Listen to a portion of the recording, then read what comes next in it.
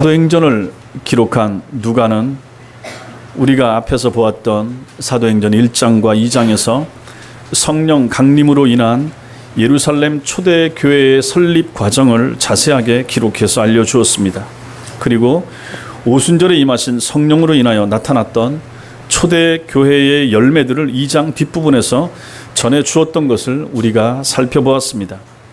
성령 충만하게 된 성도들은 열심히 모여서 사도들의 가르침을 받았으며 믿음 안에 있는 형제 자매들과 깊은 영적 교제를 나누었습니다.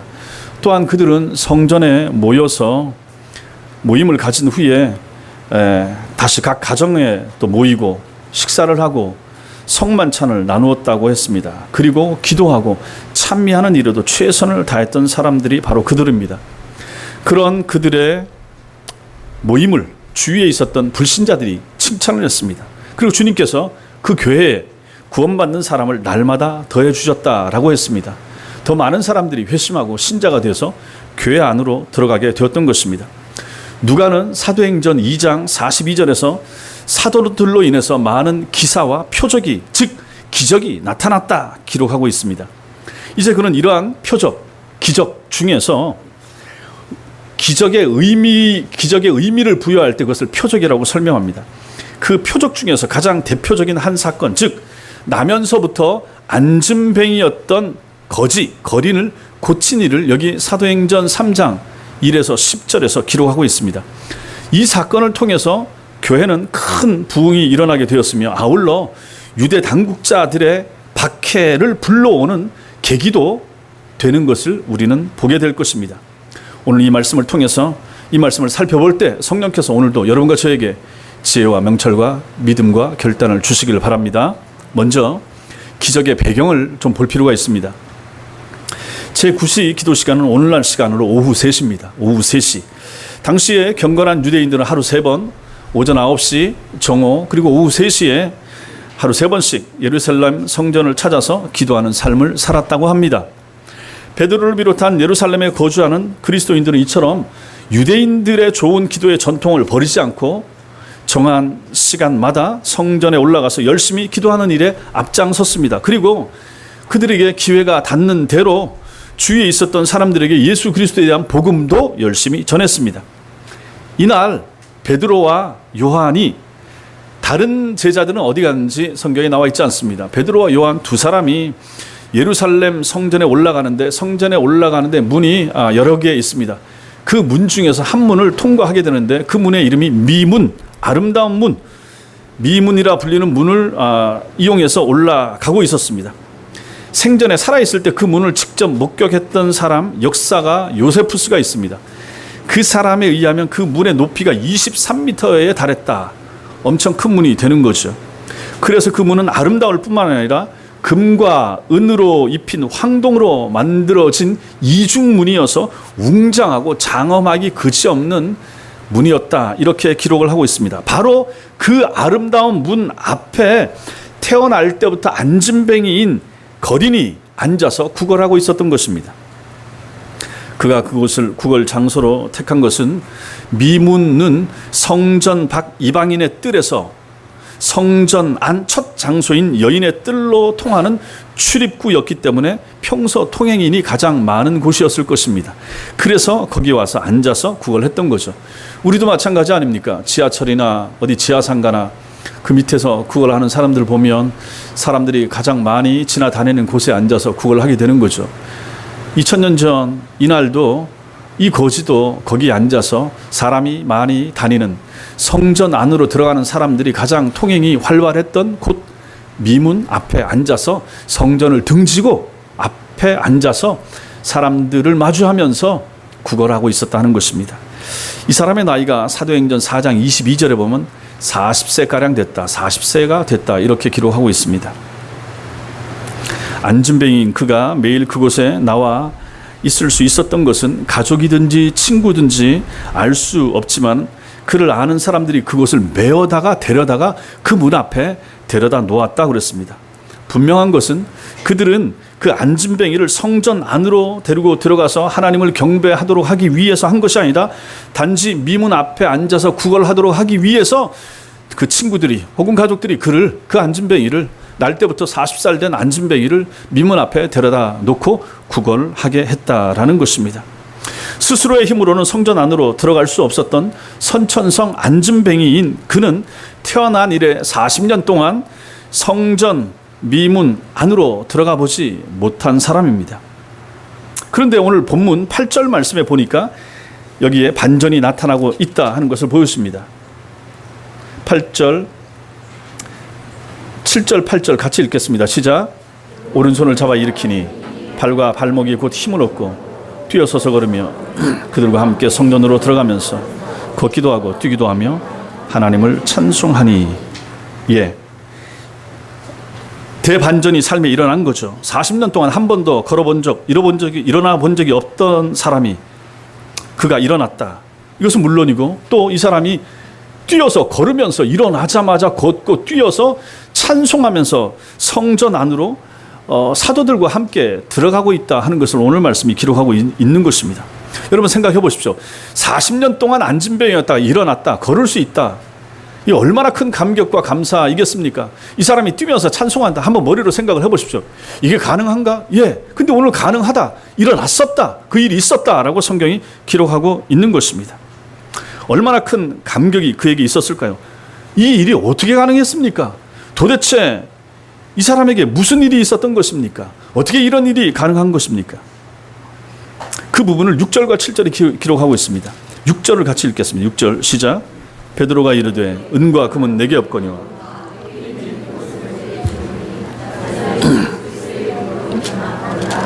예, 안진뱅이에게 이러한 놀라운 일이 가능했던 것은 베드로가 예수 그리스도의 이름으로 그를 치유해 주었기 때문에 그렇다라고 오늘 말씀이 밝히고 있습니다. 예수의 이름 가지고 너에게 준다라고 하면서 손을 내밀고 잡고 일으켰더니 그 사람이 일어나게 됐다 하는 것입니다. 정확하게 말하면 예수 그리스도께서 베드로를 도구 삼아 당신의 생명과 능력으로 그를 친히 일으켜 세워 주신 일이 여기서 발생했다 하는 것입니다. 따라서 이 사람이 미문을 지나서 성전 안으로 들어갔다라고 하는 것은 그가 단순히 미문과 성전이라고 하는 건축물을 통과했다라고 하는 말이 아니라 예수 그리스도 안에서 그의 인생길에 아름다운 미문이 새롭게 열리고 그의 인생 자체가 새로운 성전으로 회복됐다 하는 것을 알려주는 것이 되는 것입니다. 이 놀라운 일이 여기서 벌어지고 있다 하는 것을 우리에게 알려줍니다. 우리는 이 의미들을 살펴볼 필요가 있습니다.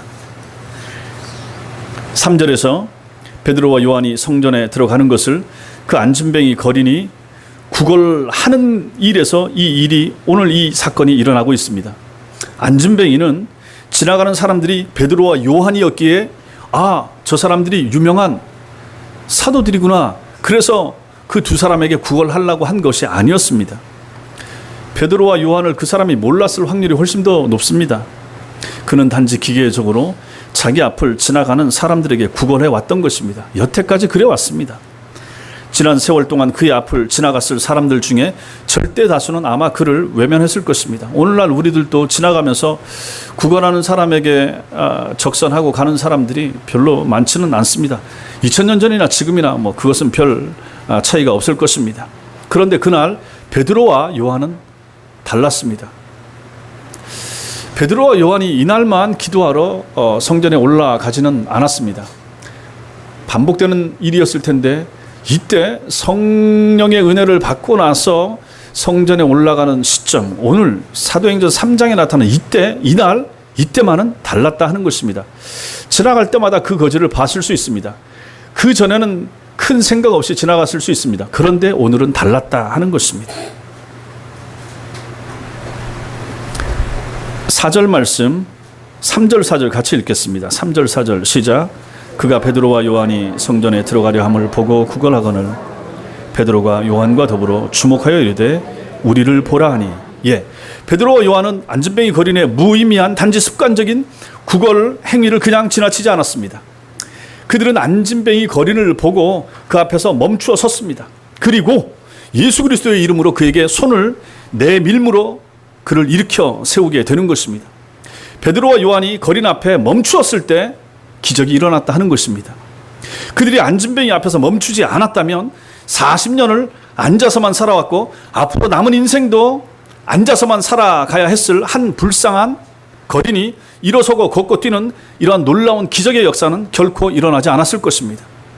이 놀라운 기적, 이것은 멈춤에서 시작됐다라는 것입니다. 생명의 역사는 멈춤에서 시작됩니다. 사랑은 멈추는 것입니다. 어린아이가 울 때 한번 생각을 해보십시오. 아이가 울면 엄마나 아빠가 어떻게 합니까? 하던 모든 일을 멈추고 아이에게 집중합니다. 아이에게 달려갑니다.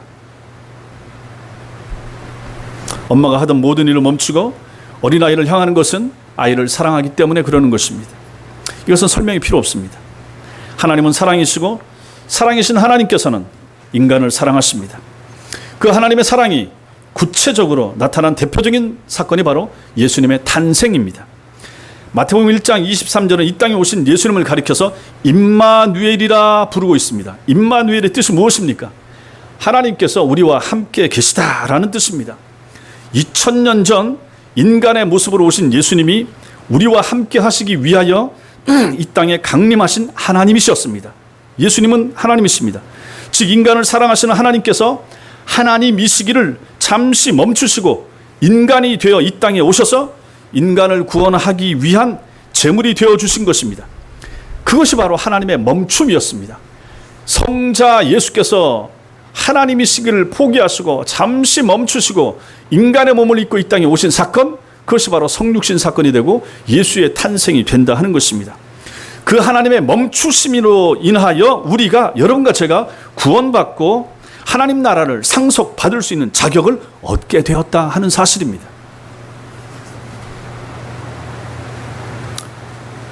하나님을 향한 인간의 믿음 역시 하나님에 대한 인간의 멈춤이라고 말할 수 있을 것입니다. 하나님의 말씀을 묵상하는 것, 하나님 앞에서 기도하는 것, 성도들이 주의를 거룩하게 지키는 것, 이 모든 것이 멈추는 것입니다. 멈춤입니다. 이런 일들은 자신이 하던 일을 멈추지 않고는 할 수 없기 때문에 그런 것입니다. 그렇지 않습니까? 주일날 교회 오는 것, 내가 일주일 동안 하던 것 멈춰야 교회 오게 되는 것이죠. 기도하는 것도 마찬가지입니다. 내가 다른 일 할 수 있는 거, 하던 거 멈추고 기도하기 위해서 시간을 낼 때, 다른 것을 멈출 때 기도가 가능해지는 것입니다.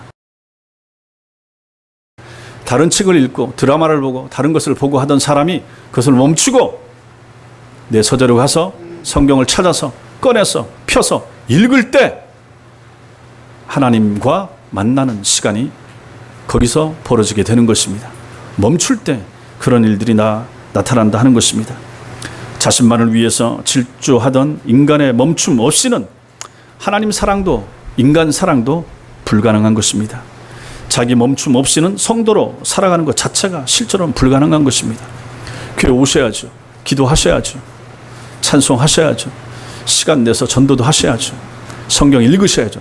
그 모든 것들은 여러분들이 평소에 하던 것을 멈출 때, 내려놓을 때 비로소 가능해지는 것입니다. 그 일을 하는 사람, 그 사람이 신자인 것입니다. 그 일을 안 하면 그 사람은 신자라고 부르기 어렵습니다. 인간이 삼위일체 하나님의 말씀 앞에서 자기 생각과 판단 그리고 계산을 멈출 때만 하나님의 생명과 능력으로 체험받고 하나님의 도구로 쓰임받을 수가 있게 되는 것입니다. 하나님 앞에서 자주 멈추셔야 됩니다. 하나님 앞에서 잘 멈추는 성도들이 되셔야 되는 것입니다. 여러분들이 하셔야 될 일을 열심히 하십시오. 당연히 열심히 하셔야죠. 그리고 나서 멈출 시간에 멈추셔야 됩니다. 주일날 멈추셔야 되고 하루에 기도하는 시간을 내서 멈추셔야 되고 시간을 또 내서 성경을 읽기 위해서 멈추셔야 됩니다. 그 자리에 성령이 역사하십니다. 그곳에 하나님이 함께 하십니다. 거기에 하나님의 능력이 임하십니다. 그 사람이 참 성도가 될 수가 있는 것입니다. 또 하나, 우리는 여기서 보다라고 하는 말씀을 살펴볼 필요가 있습니다. 사도와 거린의 눈빛, 시선을 볼 필요가 있습니다. 3절 말씀은 그가 베드로와 요한이 성전에 들어가려 함을 보고 구걸하거늘 말씀하고 있습니다. 성전에 들어가려는 베드로와 요한을 앉은뱅이 거린이 먼저 보았던 것입니다. 여기서 보다라고 하는 것은 영어로 to see, 그냥 보는 것입니다. 특별한 의미를 두고 보는 것이 아니라 단지 자기 눈에 시야에 들어왔기 때문에 그냥 의미 없이 보는 것입니다. 구걸하는 자리에서 자기 앞을 지나가는 사람을 그저 기계적으로 바라볼 뿐입니다. 그런데 이에 대한 사도들의 반응은 다릅니다. 4절은 베드로가 요한과 더불어 주목하여 이르되 우리를 보라. 주목하다, 이게도 보는 것입니다. 우리를 보라, 보는 것입니다. 베드로와 요한은 아무 의미도 없이 자기를 건성으로 쳐다보는 안진뱅이를 얼마든지 그냥 지나쳐버릴 수 있었습니다. 그런 그때가 보십시오. 하루 일과 중 가장 피곤한 시간, 오후 3시, 얼마나 피곤하겠습니까? 그것을 감안한다 그러면 그냥 지나칠 수 있습니다. 그런데 그러지 않았습니다. 베드로는 그 자리에 멈추어 서서 안진뱅이를 주목했습니다. 주목하다, 응시하다라고 하는 것입니다. 거지는 힘없는 눈으로 베드로를 보았을 뿐인데 베드로는 도리어 그를 응시했던 것입니다. 그리고 거지에게 우리를 보라, look at us, look at us 이렇게 말씀하고 있습니다. 여기 보라, 주목하다라는 뜻입니다. 건성으로 자신을 쳐다보는 거지에게 자신을 주목해서 보라라고 말하고 있습니다. 그래서 5절에서 그가 거지가 그들에게 무엇을 얻을까 하여 바라보았다 이렇게 말씀하고 있습니다. 베드로의 요청에 베드로를 보는 안진뱅이의 시선이 좀 달라진 것입니다. 여기서 바라보다는 온 시선을 집중시키다 그런 의미입니다. 건성이든 안진뱅이의 시선이 온통 이제 베드로에게 집중되고 있습니다. 무엇을 얻을 수 있을까 하는 그 눈길이겠죠. 안진뱅이를 응시하는 베드로의 시선과 베드로의 시선에 집중하고 있는 안진뱅이의 시선이 맞부딪히고 있는 것입니다. 마주치고 있는 것입니다. 일직선상에서 서로 만나고 있다 하는 것입니다. 그때 베드로가 말합니다. 은과 금은 내게 없거니와 내게 있는 이것을 내게 주노니 나사렛 예수 그리스도의 이름으로 일어나 걸으라 라고 말입니다. 그리고 안진뱅이의 눈을 들여다보면서 손을 내밀어 그의 오른손을 잡아 일으켰습니다. 거지 역시 베드로의 눈을 뚫어지게 바라보면서 베드로가 내민 손을 의지해서 마침내 일어서고 있는 것을 오늘 성경이 기록해서 보여줍니다. 나사렛 예수의 이름으로 새로운 생명의 역사가 여기서 나타나고 있는 것입니다. 여기서 우리는 그들의 눈빛을 볼 필요가 있습니다. 베드로가 거린을 향해서 자신을 주목하라고 말할 때 그것은 보잘것없는 자연인 베드로를 주목하라고 하는 말이 아니었습니다. 비록 은과 금은 자신에게 없지만 은과 금보다 더 귀한 자기 속에 살아계신 예수 그리스도를 주목하라라고 하는 초청의 말이 바로 그 말이었던 것입니다. 그렇다면 안진뱅이 거지가 베드로에게 온 시선을 집중할 때 그의 시선이 집중한 것은 보잘것없는 어부 출신 베드로가 아니라 베드로를 통하여 자기를 살펴보시는, 자기를 응시하시는 예수 그리스도였다라는 사실입니다. 결국 안진뱅이의 시선과 부딪혔던 베드로의 시선은 베드로 속에서 역사하신 예수 그리스도의 사랑의 눈빛이었던 것입니다. 은혜가 그렇게 나타나는 거죠. 여태까지도 지나가면서 베드로와 요한은 그 거린을 거기 앉아 계속 있었기 때문에 보았을 수 있는데 그 여태까지의 눈빛과 다른 눈빛이 베드로와 요한에게 나타났으며 그것은 성령의 은혜를 입고 나서 성령을 체험하고 나니까 베드로와 요한의 눈빛이 달라졌다는 것입니다. 영혼을 바라보게 되는 거죠. 사람을 보는 것이 아닙니다. 그 눈빛과 부딪혔던 거지의 눈빛, 그 속에서 불이 튀면서 그 속에서 역사가 나타나고 있다 하는 것입니다. 베드로의 눈빛은 예수 그리스도의 눈빛이 되는 거죠. 베드로의 눈빛을 통해서 예수 그리스도께서 그 불쌍한 가난한 거지를 보셨던 것입니다. 일반 사람들의 시선과 달랐습니다. 그 시선은 안진뱅이가 평생 처음 느껴보는 생명이고 사랑이었던 것입니다. 그래서 그는 주님의 그 사랑과 생명을 굳게 붙잡았던 것입니다. 마찬가지로 그때 베드로가 내밀었던 손은 베드로의 손이 아닙니다. 안진뱅이를 살리기 위해서 십자가에 못 박혀 보혈을 흘리신 예수 그리스도의 손이었던 것입니다. 은혜 받은 사람은 이렇게 달라지는 것입니다. 눈빛이 달라집니다. 손의 느낌이 달라지는 것입니다. 여러분과 제가 이런 사람이 되어야 되는 것입니다. 우리의 눈, 우리의 손, 우리의 발, 우리의 귀, 그 속에 예수 그리스도를 담고 있는가 생각하시라 하는 것입니다. 피 묻은 주님의 손이 안진뱅이의 손을 잡은 것입니다. 그와 동시에 그 안진뱅이는 주님의 피 묻은 손에 이끌려 다리 근육이 힘을 얻고 마디가 펴지면서 일어서게 된 것입니다. 태어난 이래 40년 동안 단 한 번도 일어서 본 적이 없던 그가 예수 그리스도의 능력 가운데 일어서게 된 것입니다. 이제 그는 더 이상 안진뱅이가 아닙니다. 그에게는 새로운 인생이 펼쳐지게 되었습니다. 그 생명의 역사는 그가 눈을 들어서 주님을 향해 자신의 시선을 집중하는 것에서부터 시작됐습니다. 만약 그가 베드로를 통해서 자신을 바라보시는 주님께 자신의 시선을 집중하지 않았더라면 그저 초점 없는 눈으로 아무 의미도 없이 건성으로 인간 베드로를 한 번 쳐다보는 것으로 말았다면 그는 그날 이후에도 계속해서 안진뱅이로 살다가 비참하게 죽었을 것이며 결코 성경 속에 그가 등장하지 못했을 것입니다. 또 하나 우리가 결코 놓쳐서는 안 되는 것이 있습니다. 그것은 안진뱅이 거지가 주님을 향해서 자신의 시선을 집중하기 전에 베드로 속에서 역사하시는 주님께서 먼저 안진뱅이를 바라보셨다라고 하는 사실입니다. 주님께서는 안진뱅이를 응시하는 것으로 그치지 않고 베드로를 통해서 당신의 시선에 집중하라고 안진뱅이를 초청해 주셨던 것입니다. 주님께서 베드로를 통로로 삼으셔서 안진뱅이에게 당신의 사랑과 생명의 시선을 햇빛처럼 쏟아 부어 주신 것입니다.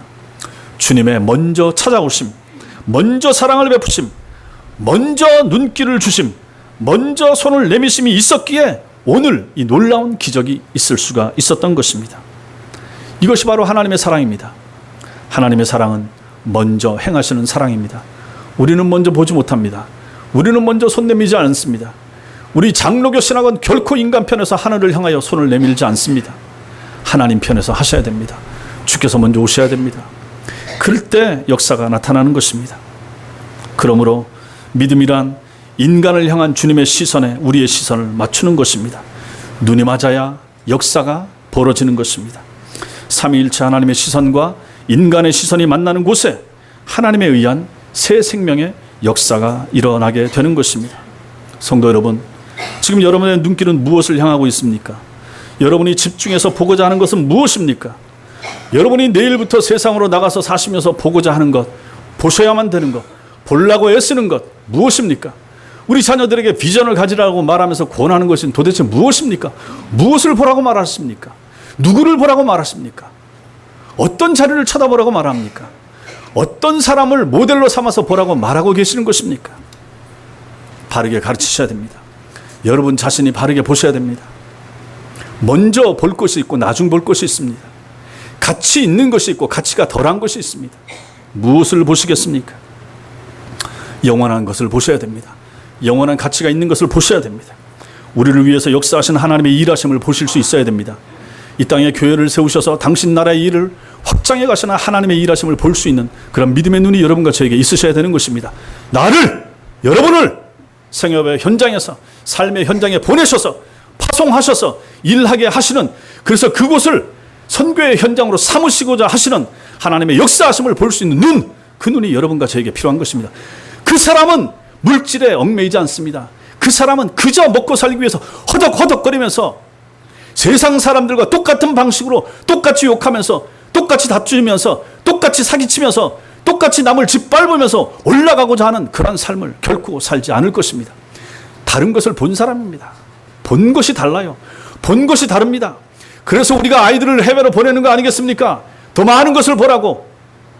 개화기 때에 깨어있는 사람들은 일본으로 유학을 보내고 미국으로 유학을 보내고 더 넓은 세상에서 더 많은 것을 보고 조국을 위해서 더 많은 사람들을 위해서 봉사하라고 보내는 거 아니겠습니까? 눈을 열라고. 마찬가지 아닙니까? 우리도 먼저 보셔야죠. 신자는 남이 안 본 걸 보는 사람 아닙니까? 예수 믿는 사람들은 불신자들이 못 보는 것을 보는 사람 아닙니까? 땅의 것만 보는 것에서 우리도 그치면 아니 신자가 이 땅에 왜 필요합니까? 그 세상 너머를 볼 수 있는 눈을 가진 사람이 여러분과 저 아닙니까? 그 눈을 가졌기에 오늘도 힘있게 더워도 불평하지 않고 하나님의 은혜 감사하면서 하나님의 주권에 감사하면서 감격하면서 사는 사람들이 되는 거 아니겠습니까? 그래야 신자 아닙니까? 남이 안 본 걸 볼 수 있어야 되는 것입니다. 불신자들이 못 보는 것을 보실 수 있어야 되는 것입니다. 성경 속에서 그것을 보라고 끊임없이 가르쳐주고 있고 우리는 충분히 볼 수 있습니다. 공부 많이 해야, 건강해야, 돈 많이 있어야 보는 것이 아니라 하는 것입니다. 오늘 이 안진뱅이 거지도 결국은 보게 되지 않았습니까?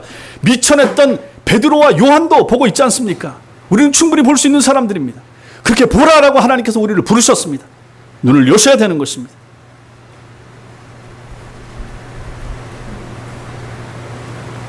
주께서 사랑하시고 주께서 먼저 찾아오신 사람들은 이것이 가능해지는 것입니다. 삼위일체 하나님의 시선과 인간의 시선이 만나는 곳에 하나님에 의한 새 생명의 역사가 나타납니다. 그러므로 여러분들이 바른 것을 보셔야 됩니다.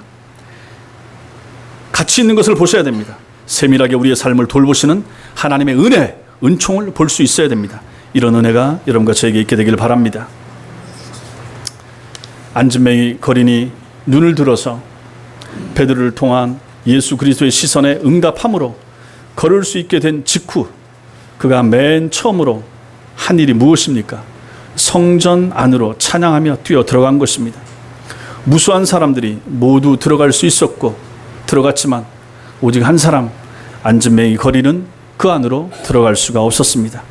그랬던 그가 이제 베드로와 요한과 함께 자신의 발로 걷고 뛰어서 성전 안으로 들어가게 된 것입니다. 그 기쁨과 감격을 무엇으로 표현할 수 있겠습니까?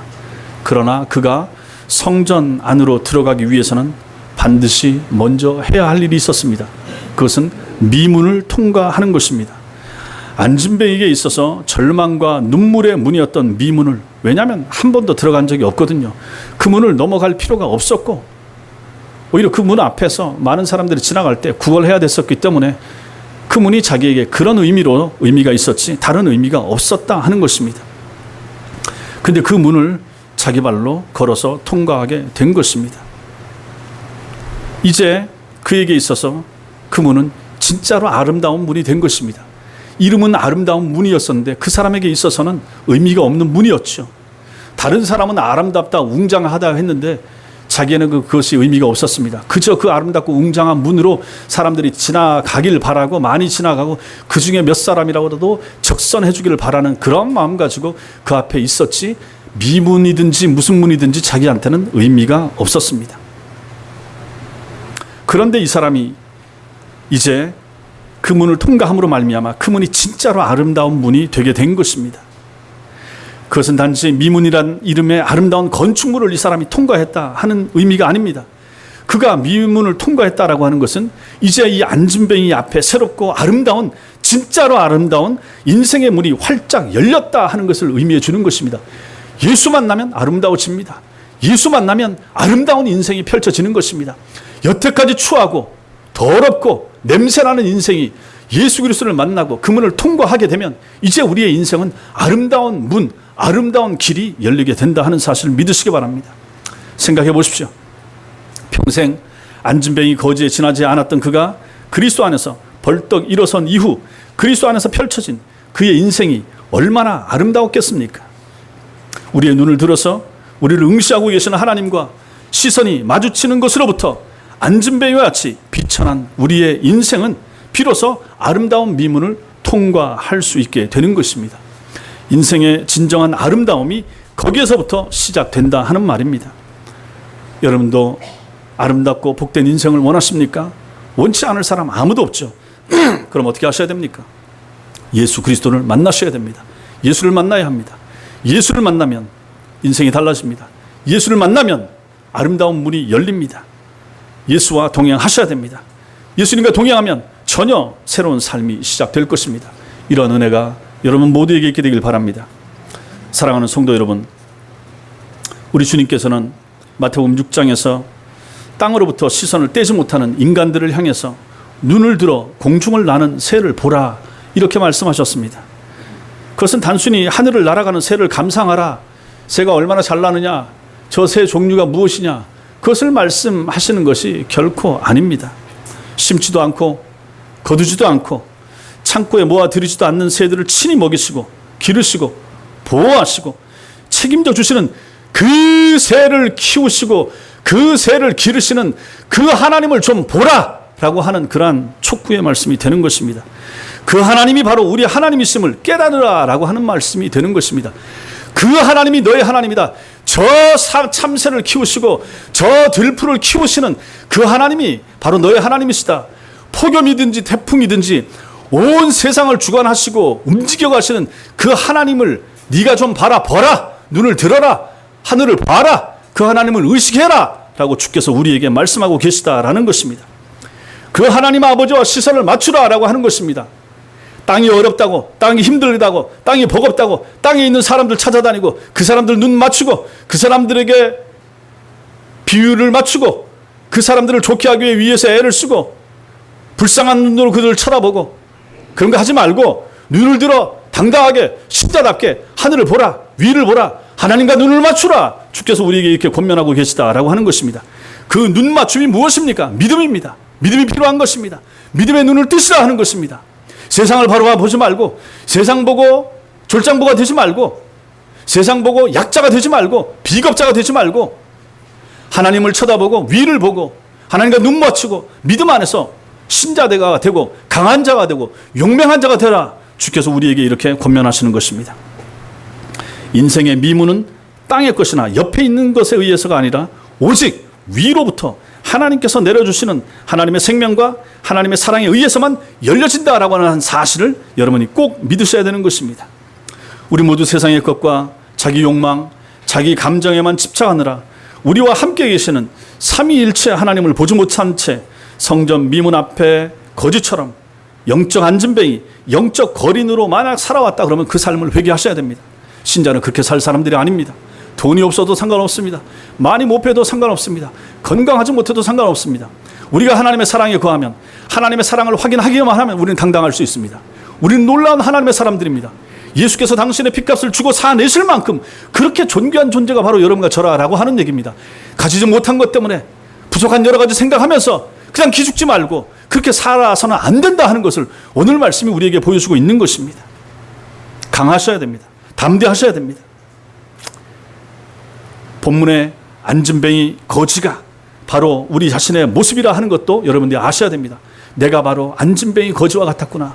내가 바로 보잘것없는 그런 존재였구나. 내가 바로 영적으로 바로 그렇게 안진뱅이였구나. 영적으로 죽어 있었구나. 영적으로 깨닫지 못하고 믿음 생활 잘 하지 못하고 영적으로 아무런 활력도 없고 영적으로 빌어먹으면서 구걸하면서 살아갔었구나. 깨달으셔야 됩니다. 그래서 돌이키셔야 됩니다. 이제는 일어나셔야 됩니다. 이제는 뛰어 걸으셔야 됩니다. 이제는 입을 열어서 찬양할 수 있는 그런 힘 있는 하나님의 백성이 되셔야 된다 하는 것입니다.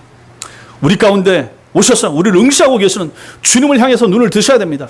여러분과 저는 하나님이 우리를 향하시고 살펴보고 계시는 존귀한 존재들입니다. 엄마의 눈은 항상 아이를 향하고 있습니다. 아이의 소리에 엄마의 귀는 항상 집중하고 있습니다. 마찬가지입니다.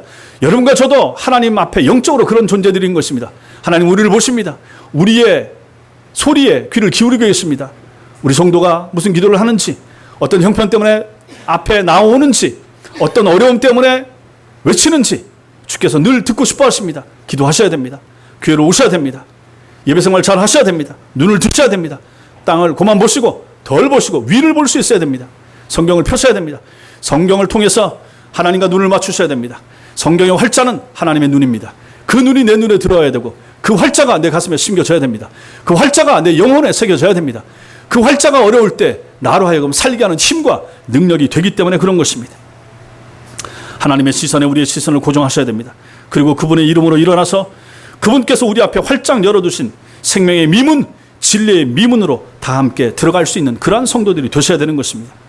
참된 생명, 참된 사랑, 참된 능력, 참된 소망, 참된 위로, 인생의 참된 해답 어디 있습니까? 예수 그리스도 안에 있습니다. 예수 외에 결코 답이 없습니다. 여러분과 제가 눈을 들어서 주를 바라보시기를, 눈을 들어서 주님과 눈 맞추시는 하나님의 백성들 다 되시기를 주님의 이름으로 축원합니다. 기도하겠습니다.